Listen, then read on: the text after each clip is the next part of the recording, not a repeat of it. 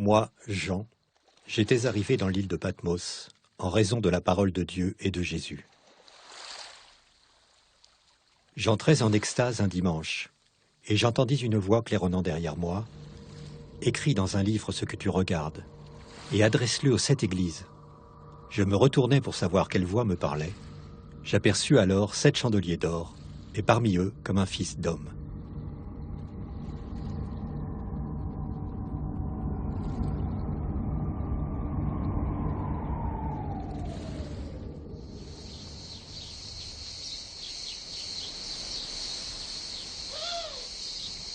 Patmos est une petite île grecque du Dodécanèse que rien ne vient distinguer de ses semblables, avec son port, ses maisons blanches et ses ruelles animées.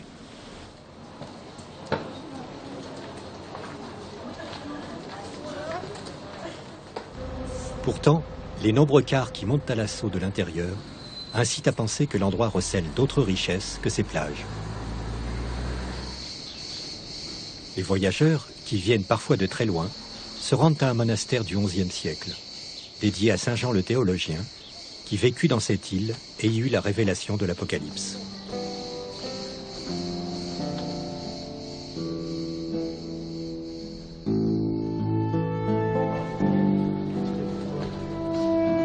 Au-delà d'une forme de tourisme religieux, le monastère est un lieu de recueillement pour de nombreux pèlerins.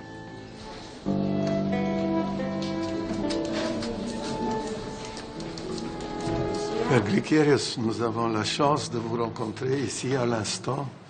Vous êtes français, aussi anciennement parisien. Aujourd'hui, vous êtes moine dans un monastère près d'Athènes et vous avez aussi un ministère pastoral. Vous êtes membre d'un groupe de pèlerins qui sont venus ici au monastère Saint-Jean le théologien. Et on voulait vous demander que représente pour vos fidèles un pèlerinage de ce genre. C'est un des lieux de pèlerinage les plus puissants, si vous voulez, en Grèce. Nous avons aussi des pèlerinages consacrés à la Mère de Dieu, comme à Tinos. Et ici, c'est un des rares lieux de pèlerinage consacrés à un des apôtres du Christ. Vous savez que Saint Paul est passé ici, Saint Luc, Saint André, mais nous savons peu de choses. Alors pour Saint Jean le théologien, nous savons très bien qu'il a passé 3 ans ici. Il a baptisé beaucoup de personnes sur cette île. Et c'est une grande bénédiction d'avoir aussi ce monastère qui date du XIe siècle, qui est un monastère magnifique.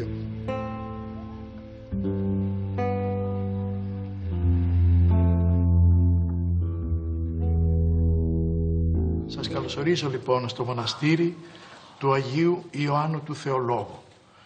Je vous accueille donc au monastère de Saint-Jean le théologien, qui a été construit il y a plus de 900 ans, exactement en 1088, par le saint moine Christodule, qui était un ascète du mont Latros, en Asie mineure. Et après un long voyage, au cours duquel il est passé par bien des lieux, il est arrivé à Patmos, qu'il a trouvé entièrement déserte. Informé de son existence, il a tout de suite trouvé la grotte où Saint Jean le théologien, alors qu'il était en exil à Patmos, a écrit en 95 après Jésus-Christ le dernier livre de l'Écriture sainte et bien sûr du Nouveau Testament, l'Apocalypse de Saint Jean le théologien. Le saint moine Christodule, en 1088, pensa que ce lieu était idéal pour se consacrer à la vie monacale. Sa première action fut de se rendre à Constantinople pour demander à l'empereur Alexis Comnène l'autorisation de construire son monastère à Patmos.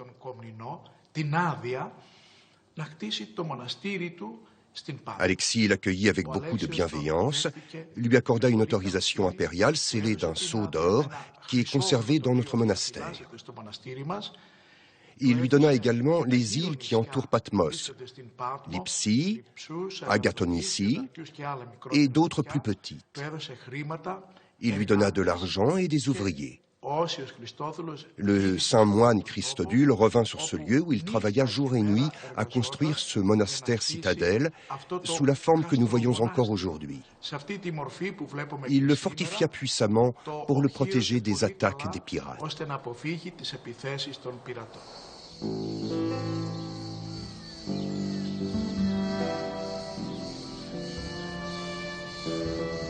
L'île fut pendant plusieurs siècles victime d'incursions dévastatrices. Ainsi, avec le temps, est née la ville de Hora, peuplée des bâtisseurs de la forteresse, puis de réfugiés venus de Crète, ou encore de chrétiens fuyant l'Empire ottoman. Tous venus s'abriter sous la protection d'un monastère, en lien direct avec Constantinople. Un lien qui perdure jusqu'à aujourd'hui, non plus avec l'Empire, mais avec le patriarcat.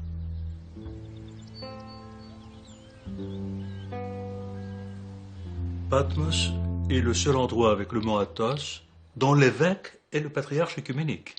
Il n'y a pas d'intermédiaire. Ça, c'est très important. Je crois que Patmos, à cause de l'Apocalypse, et aussi à cause du fait que son évêque est le patriarche œcuménique, pourrait jouer un rôle important en tant que pôle, n'est-ce pas, en tant que centre de certaines initiatives capables de rayonner dans le monde entier. Les deux derniers patriarches, Bartholomée et Démétrios avant lui, ont été très sensibles à la question de l'environnement. Et c'est la raison pour laquelle le premier des congrès sur l'environnement et sur la question de la pollution de l'eau, où des scientifiques et des théologiens, ou venus représentant toutes les grandes religions du monde, a eu lieu à Patmos en 1988. Nous sommes montés au monastère un samedi après-midi. Le temps des vêpres du dimanche étant venu, le moine ecclésiarque fait le tour de la cour du monastère en frappant le cimandre qui remplace ici les cloches pour annoncer le début de l'office.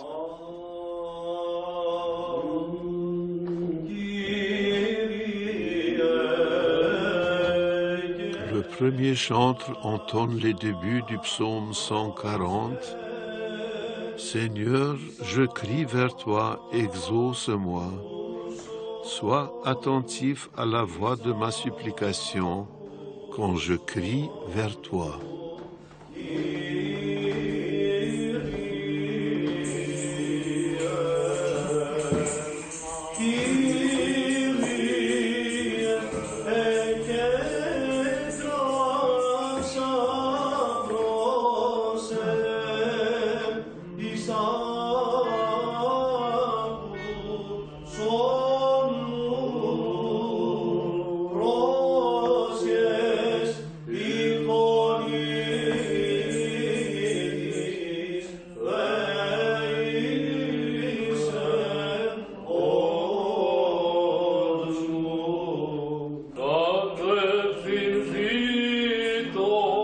Le deuxième chantre entonne alors la suite du psaume. Que ma prière monte devant toi comme l'encens, l'élévation de mes mains comme le sacrifice du soir.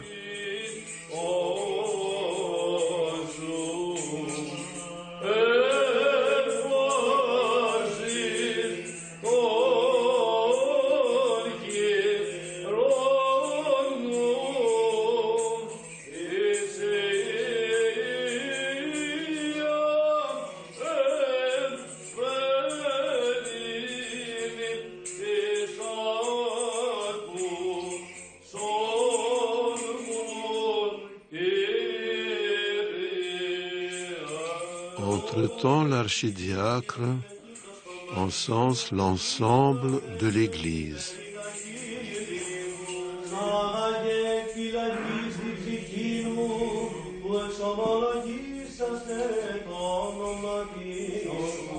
Et le premier chantre d'enchaîner place, Seigneur, une garde à ma bouche et une porte fortifiée à mes lèvres.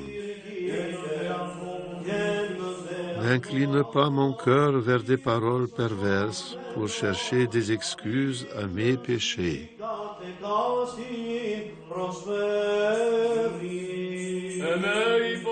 Aux hommes qui commettent l'iniquité et aux chefs de leur choix, je ne me joindrai pas.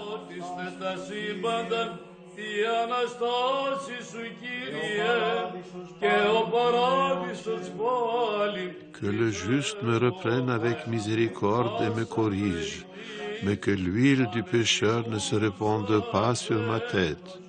Sans cesse, à leur désir, j'oppose ma prière.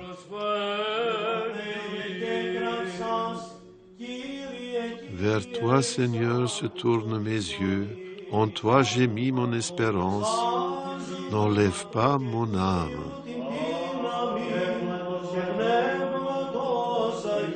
L'église principale donne à voir de magnifiques fresques qui datent du XIIIe siècle. Dans la chapelle de la Vierge, attenante à l'église principale, les fresques sont de la fin du XIIe, début du XIIIe siècle. Ce qui est important, c'est que ces fresques ont été repeintes. Un marbre gravé par un iconographe en 1745 en témoigne. Ou plutôt, je ne devrais pas dire repeintes. Elles ont été recouvertes d'enduit. Sur cette surface, en 1745, furent peintes d'autres images de saints. Mais quand, bien plus tard, en 1956 précisément, se produisit un tremblement de terre, un morceau d'enduit est tombé. Une couleur est apparue en dessous. Les archéologues sont tout de suite intervenus. Des restaurateurs et des scientifiques ont retiré la couche d'enduit qui recouvrait les fresques des XIIe et XIIIe siècles. Et apparurent ces extraordinaires images peintes avec la technique de la fresque. Elles étaient en parfait état de conservation, en rien altéré. Parmi les fresques de cette chapelle latérale, c'est la célèbre hospitalité d'Abraham du XIIe siècle qui attire notre attention. C'est en effet ici qu'on trouve pour la première fois l'inscription « I Agie Trias », la Sainte Trinité, appellation qui s'impose dorénavant. À côté de cette chapelle, la niche abritant la sépulture du saint fondateur. Christodule, mort loin de Patmos, demanda à ce que sa dépouille soit ramenée sur l'île et son souhait fut exaucé.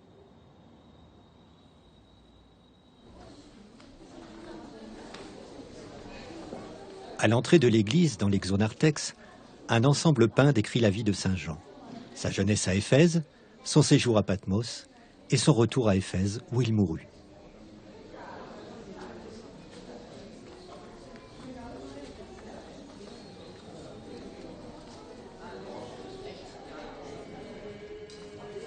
Le monastère possède également un musée riche de fresques et d'icônes.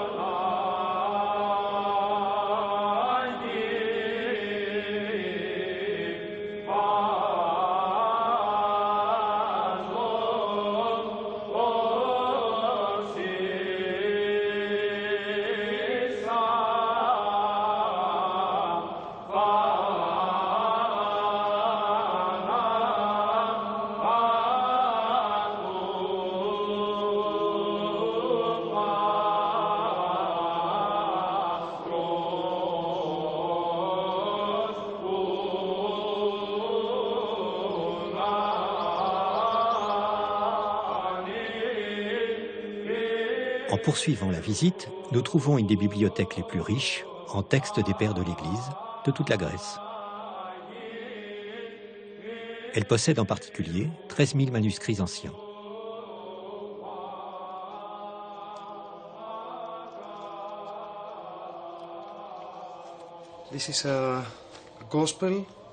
C'est un évangile du XIIe siècle, venant probablement de Constantinople.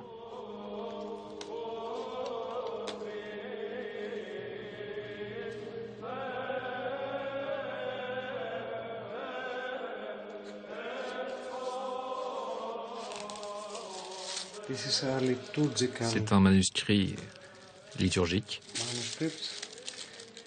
C'est la divine liturgie datant du XIe siècle.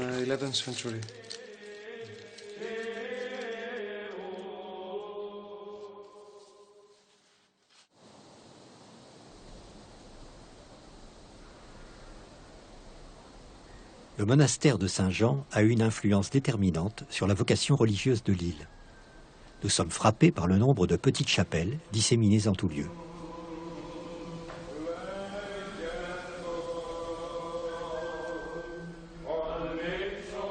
L'île fut aussi un centre important d'éducation religieuse. Et les nouveaux bâtiments universitaires qui se trouvent sous le monastère ne sauraient occulter le fait qu'une ancienne école, dédiée de toute évidence à Saint-Jean, fut bâtie ici en 1713 et forma d'éminents théologiens.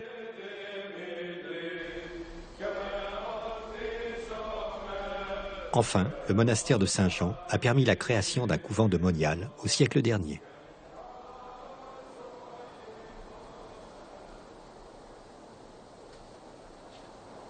Père Élie, permettez-moi de vous remercier de tout cœur que nous avons pu venir ici, dans ce monastère de l'Annonciation Évangélismos, où vous êtes le père spirituel de la communauté des moniales, tout près du grand monastère de Saint-Jean le théologien.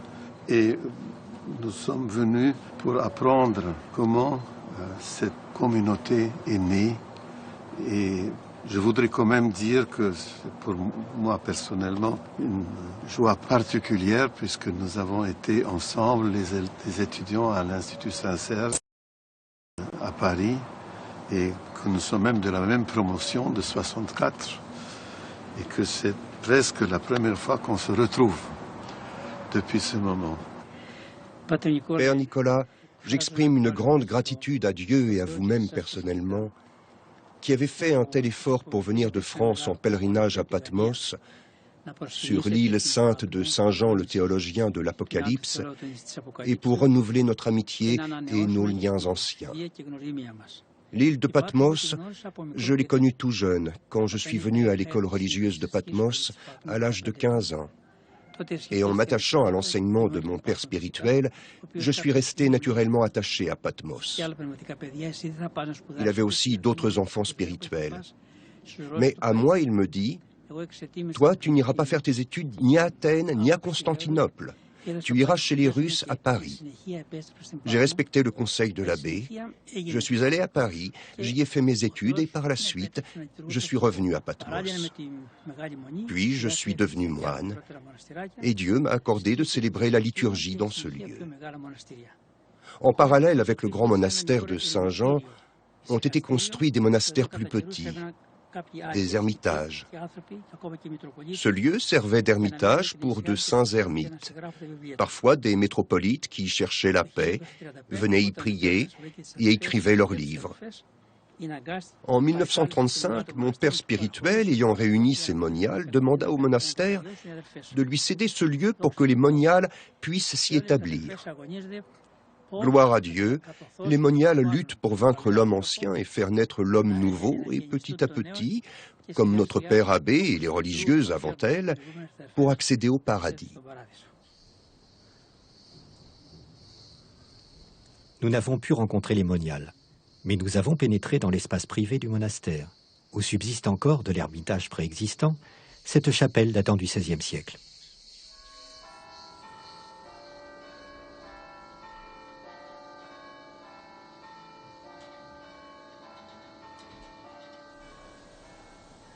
Toute l'histoire de Patmos a commencé en contrebas du monastère. Ces bâtiments protègent la grotte où Saint Jean vécut.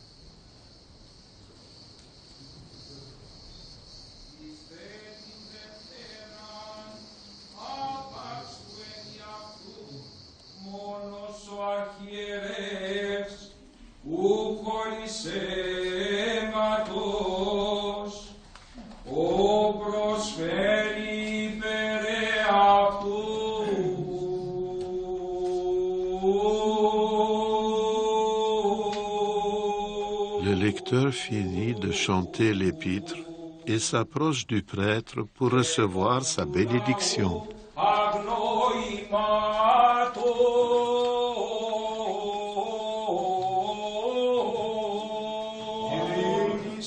Paix à toi, lecteur. Alléluia, Alléluia, Alléluia. Sagesse, tenons-nous droit, écoutons le Saint Évangile. Paix à tous. Lecture du Saint Évangile selon Matthieu. Voyons attentifs. Gloire à toi, Seigneur, gloire à toi. Le Père Isidore entame alors la lecture de l'Évangile du jour.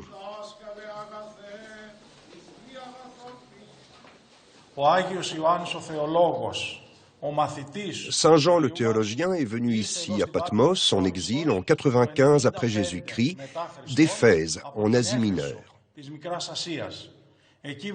Il se trouvait à Éphèse dans la dernière partie de sa vie et parce qu'il prêchait le Christ, il a été exilé à Patmos. En ces temps-là, c'était encore l'Empire romain, l'époque des persécutions. On l'a laissé libre d'aller et venir sur l'île. Saint Jean a choisi cette grotte, elle devint son lieu de prière. Durant les 2 années qu'il passa en exil à Patmos, il venait ici et priait ici. Un jour, un dimanche, comme il l'écrit lui-même dans son livre de l'Apocalypse, il souligne que c'était un dimanche. Alors qu'il priait dans la grotte, sa prière et le silence de la grotte ont été brisés par la voix de Dieu qui lui dit « Je suis l'alpha et l'oméga, le début et la fin. Tout ce que tu entends, écris-le dans un livre. »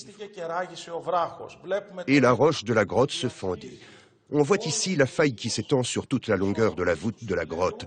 Et pour finir, se scinde à cet endroit en 3 parties. Après l'évocation de ce qui s'était passé en 95, transportons-nous maintenant en 1088, au XIe siècle, sous l'Empire byzantin. Capitale Constantinople.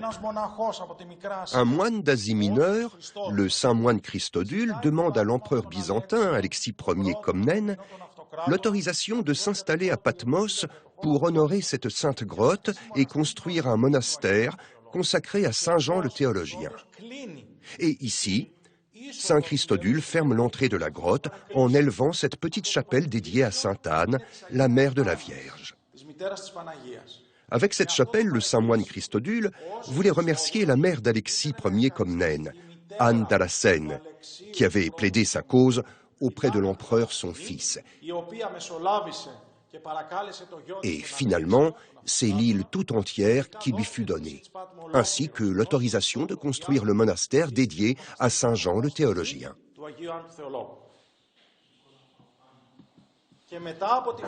Saint Jean écrit que la voix de Dieu s'est fait entendre comme une chute d'eau puissante, comme une cataracte. Et après la voix de Dieu, il voit le Christ en personne devant lui. Nous avons l'apparition corporelle du Seigneur dans la sainte grotte. Ses pieds se sont posés sur ce sol, et c'est pourquoi cette sainte grotte est demeure de Dieu. Rappelez-vous que Jean est le disciple de Christ, l'ami fidèle, le disciple vierge du Seigneur, le disciple qui jamais n'abandonna son maître. Il se trouvait au pied de la croix, et c'est pourquoi le Christ lui confia sa mère, la Sainte Vierge, en sa garde. Il est aussi le disciple de l'amour qui, jusqu'à la fin de sa vie, prêchait et vivait intensément l'amour du Christ. Cet amour rayonne de la sainte grotte de l'Apocalypse. C'est pour cet amour que nous y venons et nous prions pour qu'il se répande sur le monde tout entier. Et le monde entier vient lui aussi se recueillir à Patmos, dans les pas de Saint Jean.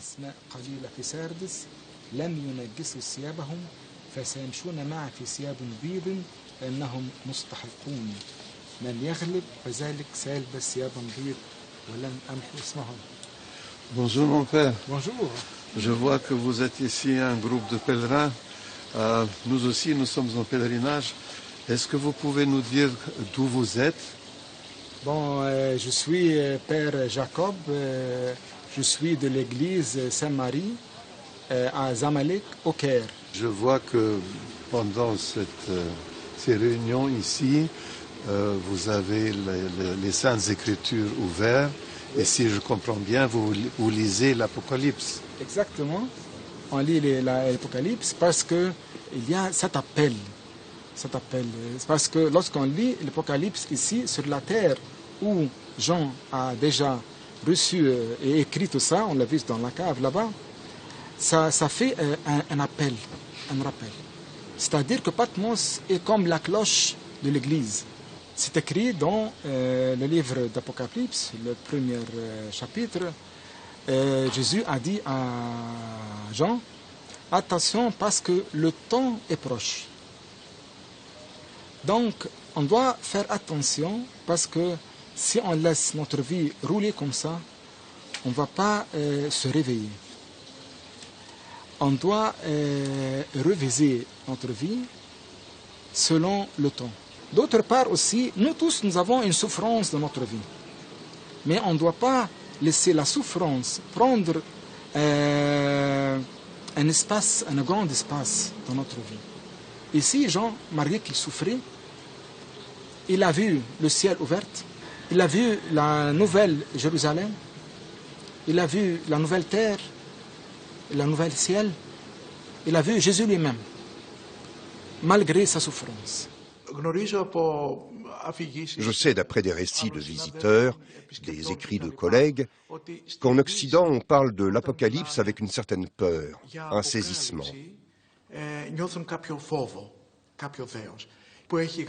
Et pourtant, ce livre est le livre le plus porteur d'espérance de tous ceux qui constituent l'Ancien et le Nouveau Testament. Le message puissant qu'adresse l'évangéliste est l'annonce que l'agneau immolé de l'Apocalypse vaincra finalement le diable, le mal. Son message est que nous, chrétiens, nous ne devrions pas craindre l'Antéchrist. Soyons confiants, soyons joyeux, soyons remplis de vénération pour l'agneau immolé et non pour l'Antéchrist. Et à la fin, le bien régnera sur terre parce que le Christ est celui qui a vaincu la mort.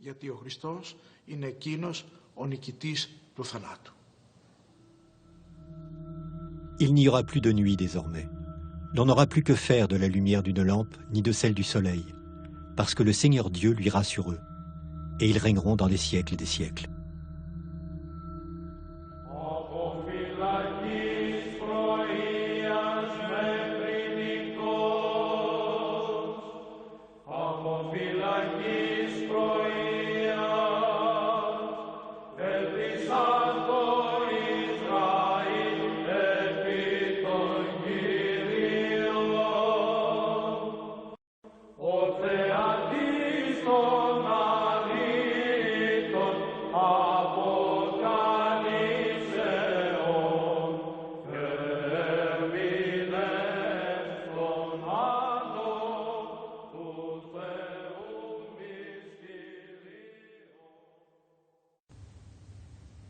Poursuivons maintenant avec orthodoxie notre voyage en Grèce. Partons à la découverte de l'art byzantin et de ses modes de représentation du sacré, que ce soit des fresques, des icônes ou des mosaïques.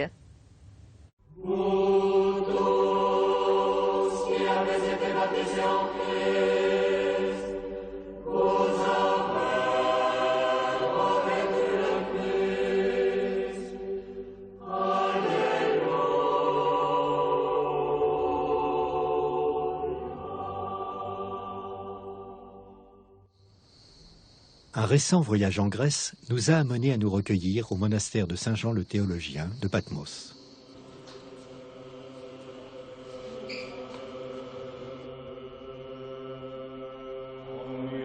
Nous y avons en particulier découvert les magnifiques fresques et icônes byzantines de son église et de son musée.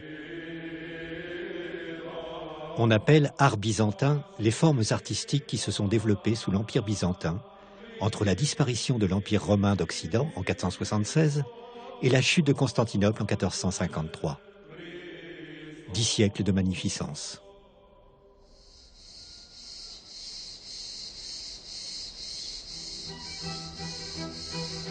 Nous avons voulu en savoir plus et nous avons quitté Patmos pour la capitale de la Grèce.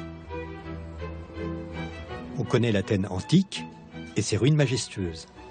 On découvre vite l'Athènes moderne, bruyante, animée. Mais il existe aussi une Athènes byzantine, qui décline son art de nombreuses manières. La première de ces formes visibles se trouve dans l'architecture. Ainsi, sur Hermou, la grande artère commerciale, on découvre l'église Panagia Kapnikarea, bâtie au XIe siècle, qui arbore un des traits caractéristiques de l'architecture byzantine, la coupole.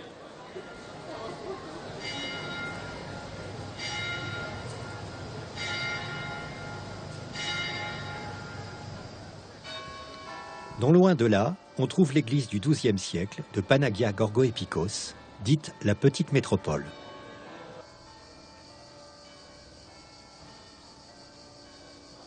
Sous la coupole, une autre des caractéristiques byzantines, le plan en croix grecque.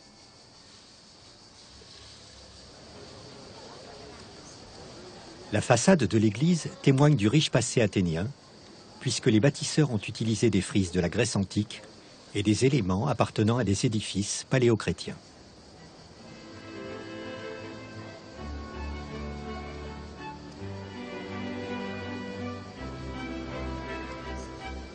Mais pour visiter le plus bel ensemble d'architecture byzantine, il faut se rendre sur les hauteurs d'Athènes, dans un monastère qui n'est plus en activité. Madame Eleftheria Volteraki, vous êtes archéologue et vous êtes responsable de ce site archéologique qui est aujourd'hui le monastère de Kayseriaki.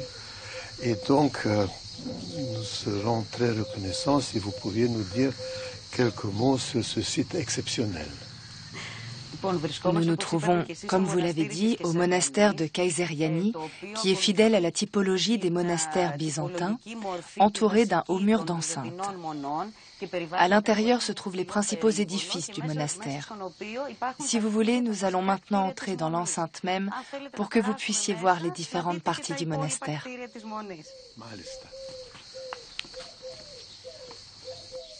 Τώρα βρισκόμαστε στο εσωτερικό της Μονής Κυσαριανής.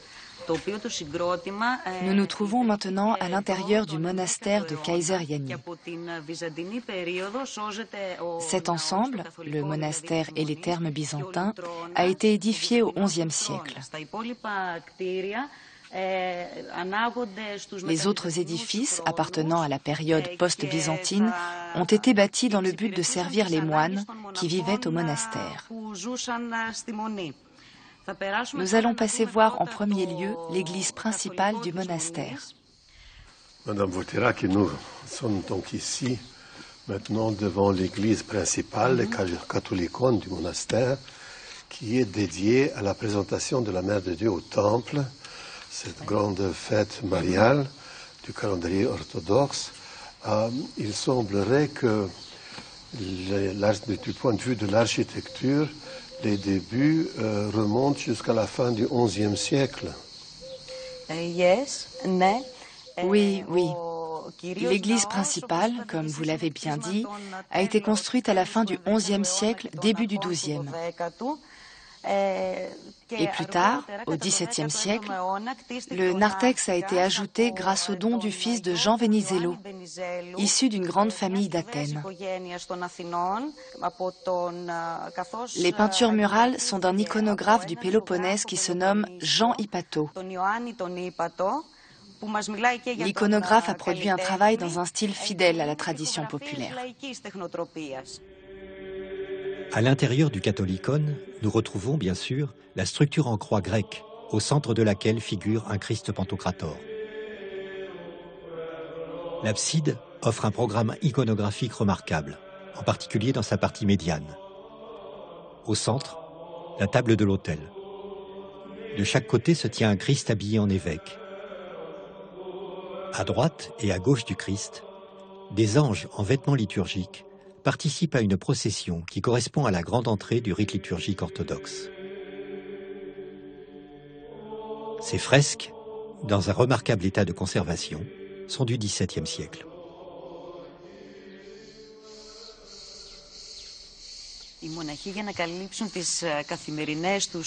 Les moines, pour leur vie quotidienne, avaient besoin de cellules organisées de façon très simple. On trouvait dans chaque cellule les mêmes éléments. Une fenêtre, un petit bureau et une petite cavité pour contenir une icône.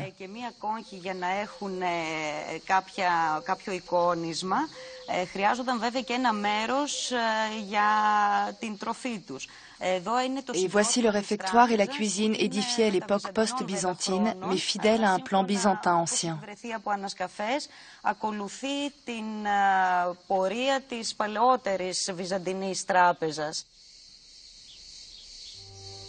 L'art byzantin ne se décline pas seulement par l'architecture. C'est avant tout un art de la fresque et de l'icône. Pour en découvrir les secrets, retour à Athènes, au musée d'art byzantin et chrétien de la ville.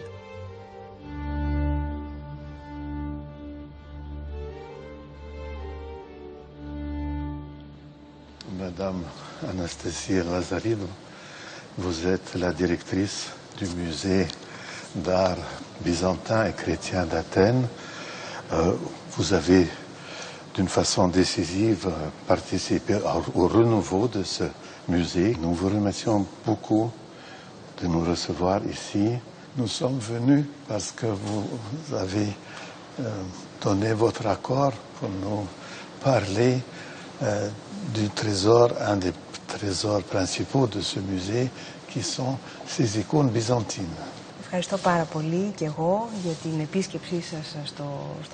Je vous remercie également de votre visite au musée byzantin et chrétien, qui est à mes yeux un des musées les plus importants au monde.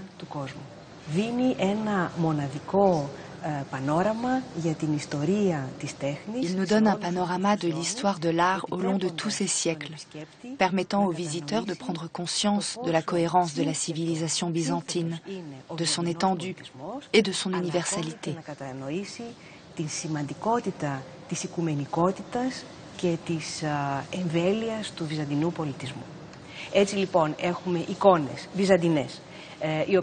Nous avons ainsi des icônes byzantines qui proviennent des ateliers de Constantinople, de la Grèce du Nord, du despotat d'Épire, de Castoria. Cet ensemble donne aux visiteurs le sens de l'importance et de la grandeur de l'icône byzantine.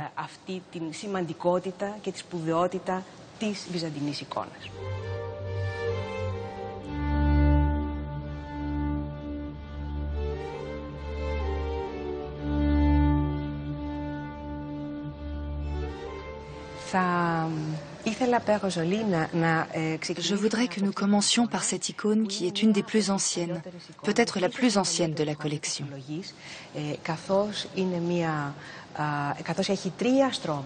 Elle a 3 strates, du 9e, du 11e et du 13e siècle.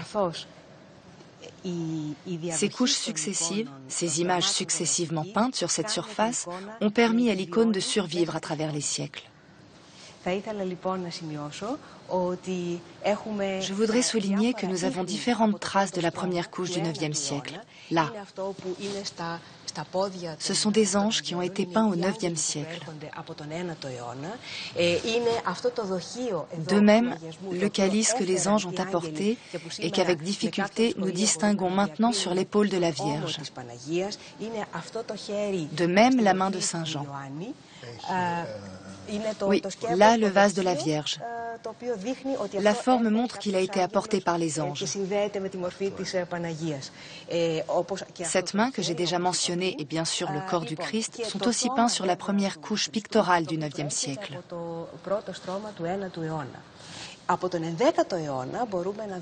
Datant du XIe siècle, nous pouvons voir la plaine, les étoiles. Plus tardif encore, les corps de la Vierge, de Saint Jean et la tête du Christ.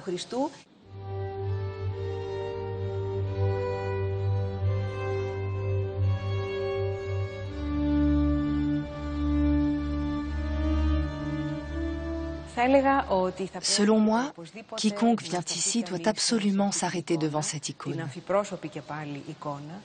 Il s'agit là aussi d'une icône double face avec le Christ Pantocrator d'un côté et une croix foliée de l'autre. Cette icône mérite d'un point de vue iconologique une étude approfondie, mais un simple visiteur peut apprécier l'art exceptionnel de cette icône. Le mouvement de la main qui tient l'évangile, mais aussi le relief si caractéristique de l'auréole.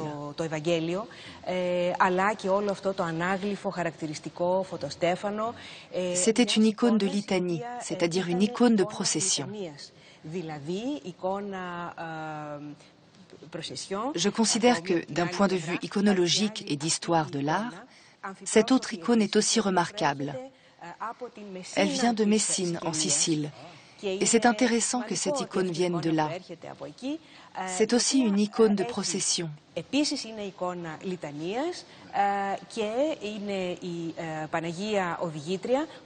Une vierge Odigitria, entourée des scènes de sa vie. Vous me permettrez de faire une remarque à propos de la face opposée de cette icône qui représente la préparation du trône. Voulez-vous que nous passions voir cette face opposée ? Vous savez bien sûr quel rôle essentiel joue le logos, c'est-à-dire la Bible dans les représentations de l'art byzantin.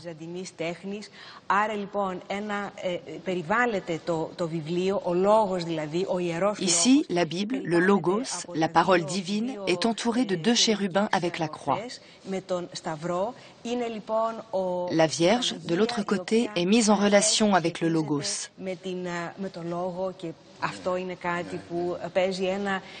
Ce thème joue un rôle central dans la compréhension de l'icône byzantine.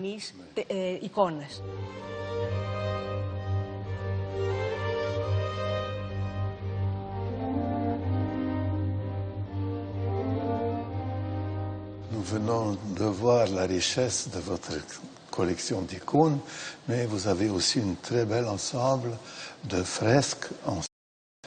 Est-ce que vous pouvez nous en dire quelques mots? Ces œuvres proviennent d'une petite église modeste de la Grèce occidentale.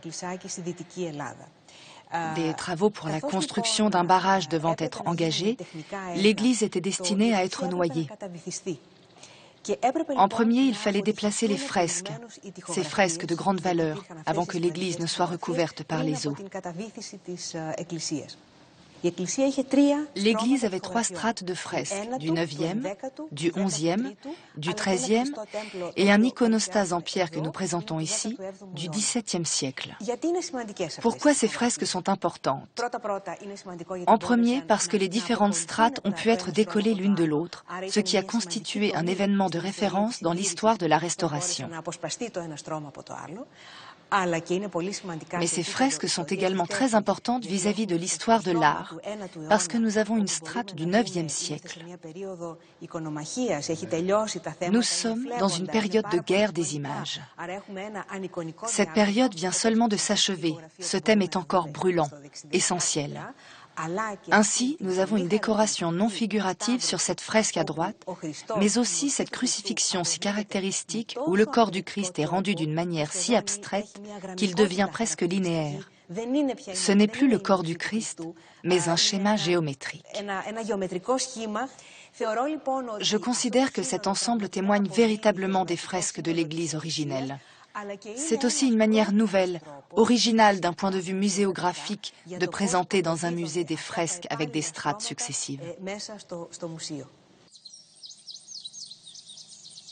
Transportons-nous maintenant à 10 km d'Athènes.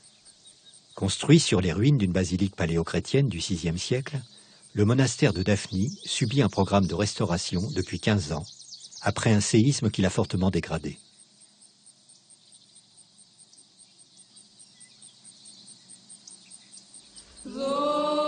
Il contient en effet une spécificité de l'iconographie byzantine, l'art de la mosaïque qui a sublimé l'héritage de la Grèce antique.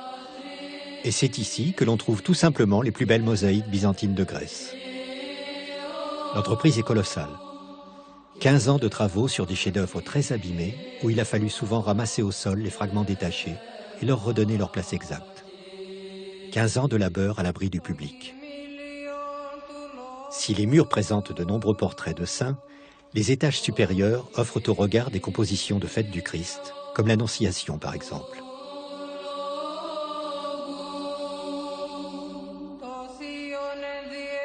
De l'autre côté, une mosaïque évoquant la Nativité.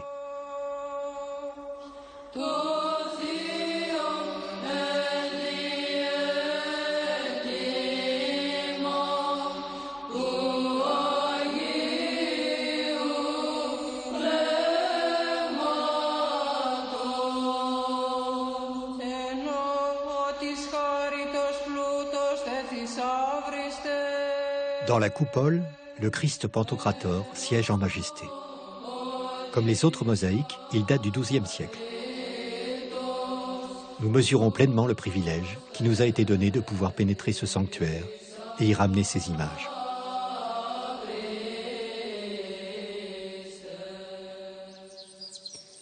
Le souci de conservation et de restauration du patrimoine est très présent en Grèce, malgré les difficultés économiques du pays.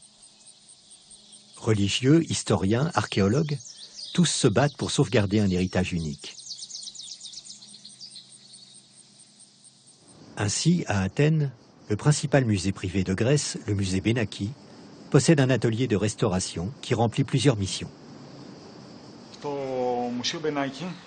Au musée Benaki, nous avons, hormis les autres départements, un département de restauration. Ce dernier est composé de 5 spécialités, dont le département de restauration des œuvres peintes, qui comprend la restauration des icônes. À part la pratique de la restauration proprement dite, notre équipe de recherche effectue aussi différentes analyses spécifiques pour pouvoir se faire une opinion juste des techniques de fabrication des œuvres qui doivent être restaurées. Pour cette raison, au musée Benaki, nous avons une équipe de restaurateurs qui s'occupe particulièrement de l'étude de la fabrication du support des icônes.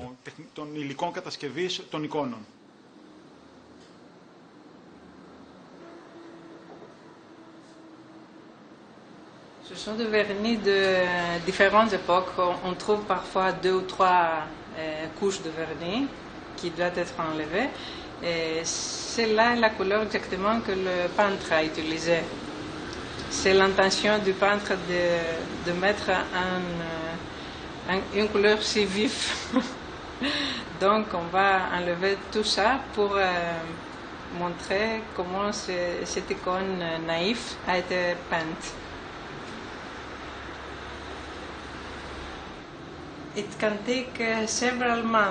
Ça peut prendre plusieurs mois parce que c'est un long procédé. On doit commencer par chercher l'état de chaque œuvre et puis décider du travail à faire. Nous devons lister tous les problèmes et faire des notes précises et des images de la situation dans laquelle elle est arrivée au laboratoire. Et puis décider comment procéder. Quand on commence à travailler, ça peut prendre plusieurs heures. Plus on a de problèmes, plus ça prend du temps. On fait une chose après l'autre. Il faut nettoyer, consolider d'abord et travailler sur le bois, le support. Parce qu'il faut aussi le sauver, le consolider, le renforcer. Le temps que ça prend n'a rien à voir avec l'âge de l'icône. Une très vieille icône peut être en excellent état et une icône récente comme celle-ci connaître de nombreux problèmes et nécessiter du temps.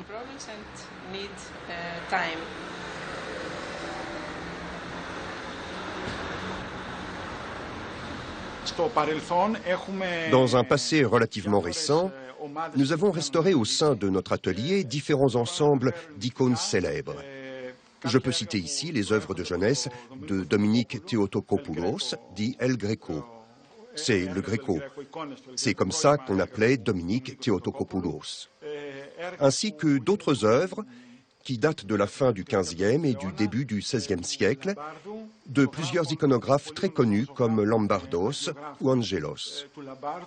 Leurs œuvres ont été authentifiées dans notre atelier comme faisant partie d'un même groupe grâce à l'analyse de leurs matériaux de fabrication et de toutes les techniques picturales utilisées par ces maîtres. Parallèlement à ces études conséquentes consacrées aux icônes, notre département de restauration participe à différents programmes européens de recherche qui nous permettent d'acquérir à la fois les financements et l'équipement nécessaires à leur conduite.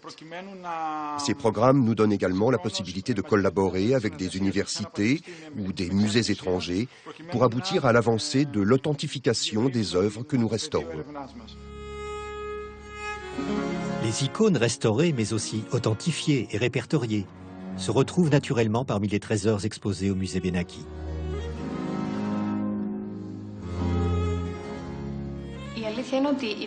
Les collections byzantines sont dès le départ au cœur du musée Benaki parce qu'elles étaient au centre des intérêts de celui qui a rassemblé la collection, le fondateur du musée, Antoine Benaki.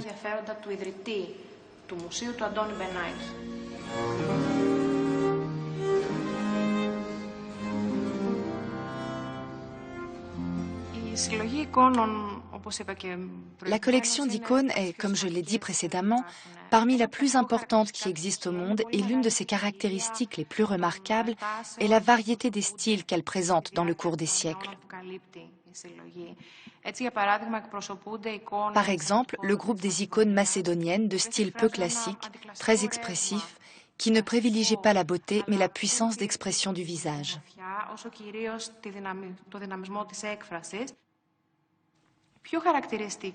Plus caractéristique encore est la production d'icônes qui se situe après la chute de Constantinople, que l'on nomme post-byzantine.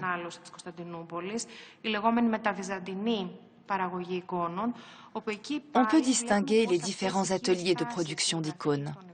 Foyers de production locaux qui ne donnaient pas seulement aux icônes un style local, mais s'adaptaient à leurs clients, qui n'appartenaient pas toujours au monde orthodoxe, étrangers, italiens, flamands.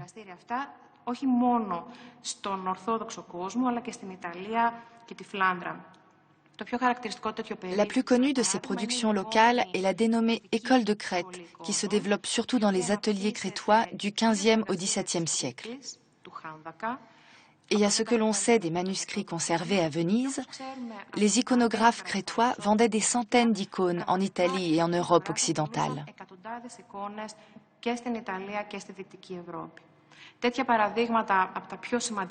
Parmi les exemples les plus importants, on peut citer l'icône d'Emmanuel Lombardos avec la Vierge de Tendresse, une icône très spectaculaire et très signifiante, de même que Sainte Anne avec la Vierge, qui tient le lys symbolique de la virginité et de la pureté.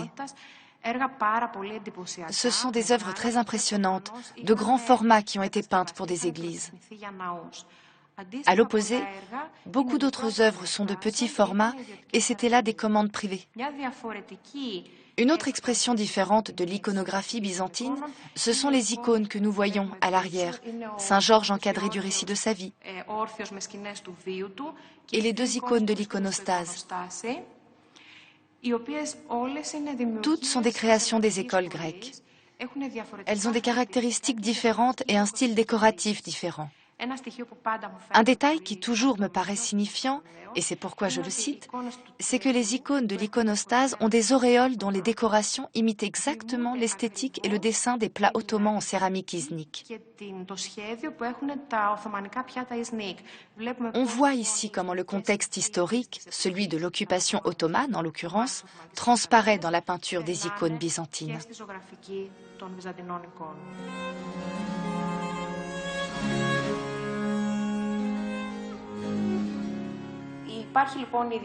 Il existe une conviction très répandue selon laquelle les icônes byzantines sont immuables dans le temps et n'expriment pas les conditions historiques de leur époque. Mais ceci n'est absolument pas vrai. De nombreux exemples montrent très clairement que l'icône reflète les aspirations et les nécessités de l'époque à laquelle elle a été peinte.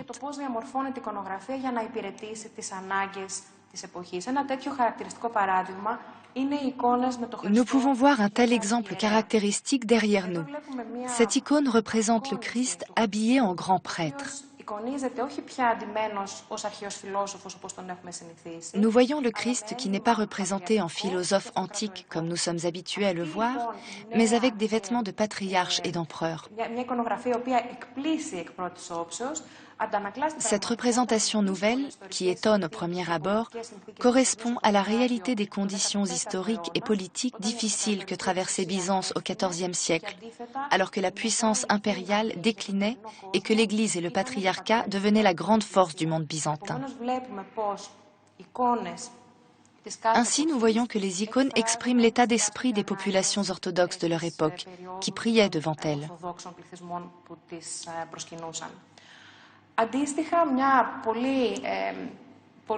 À l'opposé, voici une icône très importante, emblématique par ses dimensions et très impressionnante par son style, cette Vierge Odigitria. Alors que c'est une œuvre du XVIIe siècle, elle est fidèle au type iconographique des anciennes traditions de Constantinople. Cette icône de la Vierge Odigitria était le symbole protecteur de Constantinople et de tout Byzance au XIVe siècle. Le point important est qu'elle n'a rien perdu de sa force et de son aura, même après la chute de l'Empire byzantin en 1453. D'un tout autre point de vue, il est très intéressant de noter que sur cette icône est encore apposé le nom de son commanditaire. Ainsi, nous voyons comment les icônes sont tout à la fois des œuvres d'art, des objets de vénération et des témoignages essentiels pour l'étude de l'époque qui les a créés.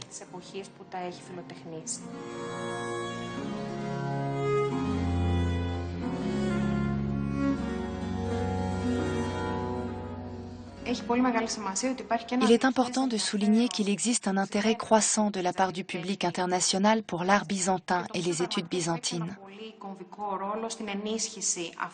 Et le musée Benaki a véritablement contribué à ce regain d'intérêt en organisant de grandes expositions dans les grands musées d'Europe et des États-Unis. Ce qui est très important, et je tiens à le mentionner, c'est la première fois que la National Gallery of Art de Washington organise une exposition sur l'art byzantin, avec grand succès d'ailleurs. Et je trouve que cela représente une grande opportunité pour les études byzantines dans le monde. La fréquentation de ces expositions par un public nombreux va au-delà d'un simple intérêt de spécialiste. Au-delà également d'une nostalgie d'une diaspora grecque pour un monde perdu.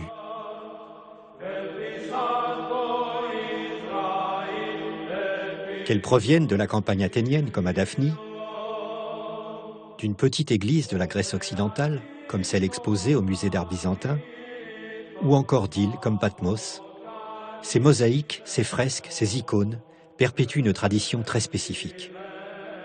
Mais parce qu'elles sont de vrais chefs-d'œuvre, elles touchent en tout temps et en tout lieu la sensibilité universelle.